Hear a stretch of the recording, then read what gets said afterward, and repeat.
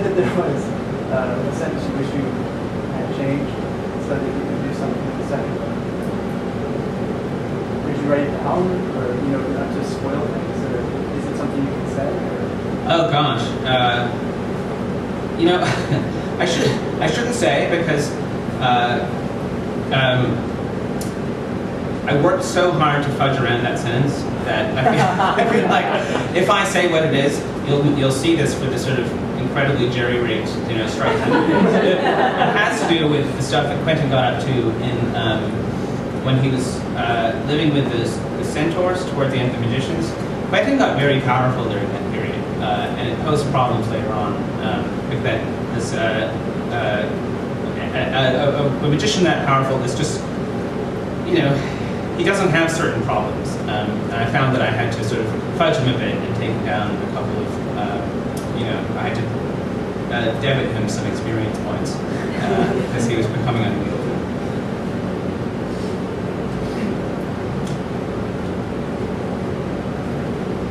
Yeah. First, two quick comments and then a question.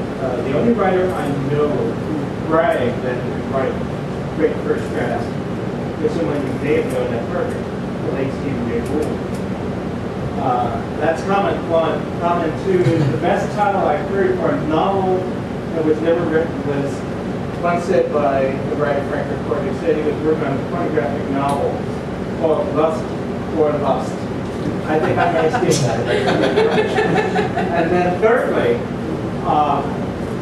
do you see any writers right now working in genre who will be as well remembered by mainstream audiences as Ray Bradbury is in either fantasy or science fiction? That's an interesting question.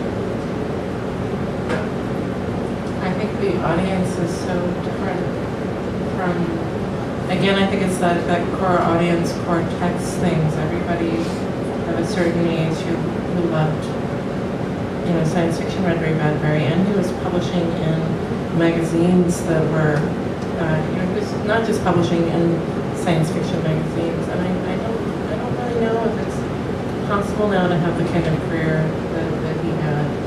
The first thing that I thought of was, how we don't. There aren't and cannot be bands like the Beatles anymore, because they're not allowed to reinvent your entire sound every song. There's much more pressure on artists to produce stuff that's similar to the last thing that they did. Bradbury's a bit Beatlesy that way. I mean, he had such a massively diverse oeuvre. It's hard to think of anybody who is sort of delightfully all over the map in that way. He is also he was a very dark writer, he was a very optimistic writer, and he really expressed a lot of emotion. Like, there's a lot of emotional sort of expressiveness in his stories, and his range just seems kind of enormous. The interesting thing, I went back and I reread a lot of Bradbury a couple of years ago, and the interesting thing is that, you think of him as having a particular style, but he actually changed his style a great deal from book to book. I mean, the writer that immediately popped into my head was Kat Valenti. She's somebody who has an extraordinary sort of multiplicity of voices and writes in every genre, writes poetry, writes fantasy, writes science fiction, writes just literary fiction. She hasn't had her Martian Chronicles moment. That was the book that broke Bradbury out and made him a household name. She hasn't had that moment. But her body of work kind of looks like his. I think the other thing is that Ray Bradbury had a kind of career path specific to Ray Bradbury. Same with that Stephen King has a path which is specific to Stephen King, a sort of a kind of career. And so maybe the thing about Bradbury's career is only Bradbury could have done it. Yeah. Have you, it doesn't even have to be a book, music, movie, anything. Kind of rediscovered something recently that maybe you liked when you were a kid or in college, or I found myself liking Led Zeppelin all over again. I don't know, maybe when I got older. But has anything, you ever dug anything up that kind of reignited for you?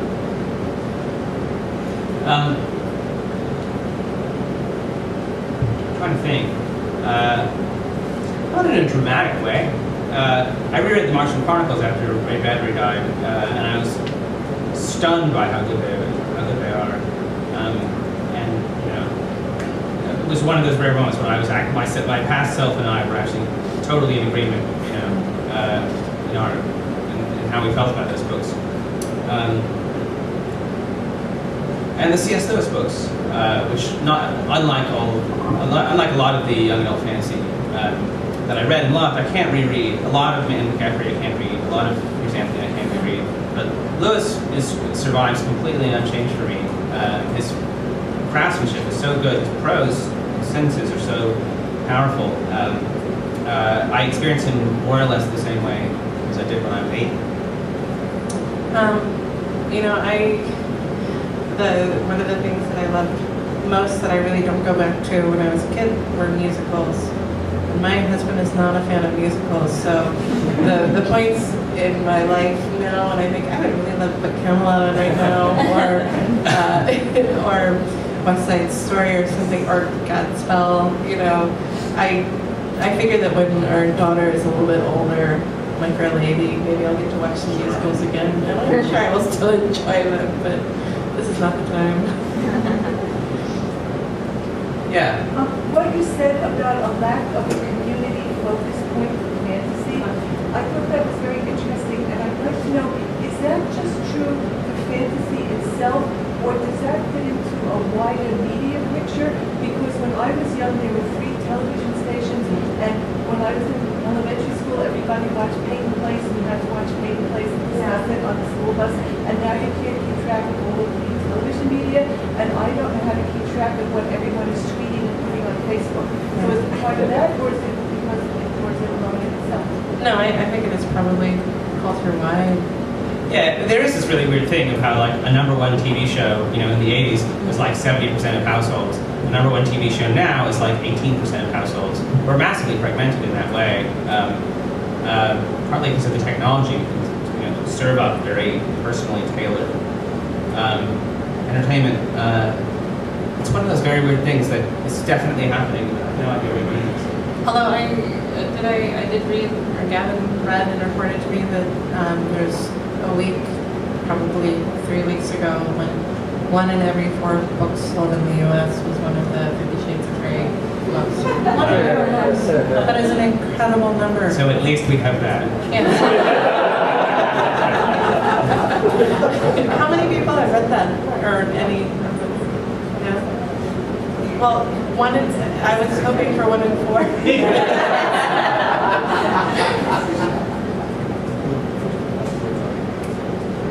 Yeah. There are a couple of really lovely things I loved about the first book, and I'm hoping I needed for reappearance. And one of them was Alice. And I'm wondering, I'm not a very well-read fantasy reader. I'm wondering what is different, and is there any chance that she'll like pull me out? You know, every word I say in the subject will probably, you know, diminish the effect of the 3rd book. My experience when novelists when I kill somebody dead, they kill them dead and then bury them, and then when they don't quite, probably for a reason.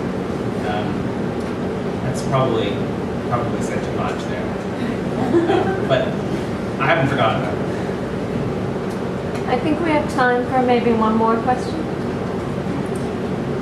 If there are 2 people that have their hands up for a long time. Well, let's do it. We can do 2. Okay, all right. Right on what you were saying earlier about your hopscotch method for reading novels. It reminded me of, I guess, some sort of study I read somewhere a while ago about how people who know the endings of novels actually enjoy them more. Hey. I'm wondering if thoughts on that. Yes. Every once in a while I will check it out, and think, all right, this is a mystery novel, really accelerated pace, I'm going to play by the rules and read it straight through. That's fine to do that, and occasionally I'm shocked, and it's sort of pleasurable, but I enjoy it just as much when I spoil the end for myself and go through and see how it plays out. The conversation that you are having seems insane to me. I don't even understand it. It's not in English. This is a conversation that I've never confesses to a novelist where they're not like, what are you talking about? You murder people, you kill them, you're in jail. To honor the last question, first I just wanted to say, funny thing, I work at Harper Children's, and you might notice that we refer to the third divergent as detorgent. The title is so under wraps. But my question is about YA fiction, actually. Lev, your books are in conversation with 2 YA series, and I wonder, did you choose consciously to write for adults, or did it come out that way? And how do you feel that your book, besides the adult content, why is it for adults instead of children? Well, when I started writing the Magicians, that was I sort of noodled with it in the 90s and then came back to it in 2004. I was very much thinking about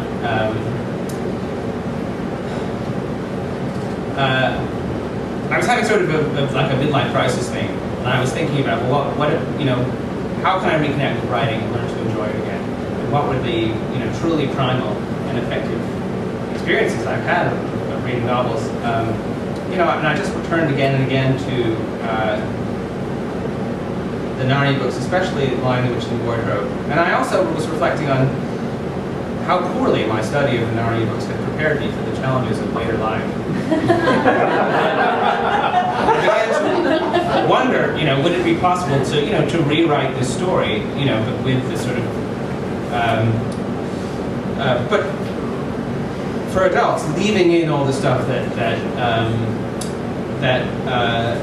Lewis and also Rowling would necessarily leave out. Obviously, there's a lot of sodomy happening at Hogwarts. She just chooses not to talk about it. Narnia, for what we can see, it's not a working economy, so there must be other things going on. What would really happen to children who were inserted into an ongoing civil war in a country where they knew nothing of the history of what was happening? There were sort of questions I feel like that were worth revisiting from an adult point of view. And I was conscious, definitely, at around the first blowjob, I could sort of sense all those middle school library sales just evaporating. Do I need this blowjob that bad? I guess I felt that I did. I almost made it through this whole conversation. I hate to step on the closing line, but now that you say that, I sort of feel like now that what you answer is what Susan's experience of Narnia would have been if she had gone back. That Quentin in some ways is a stand-in for the character of Susan. It bothered me that basically the entire thematic content of these books is contained within Neil Gaiman's The Problem of Susan. Mm. Didn't bother me so much that I wasn't going to write it. I think that's it. That's it. Thank you guys so much.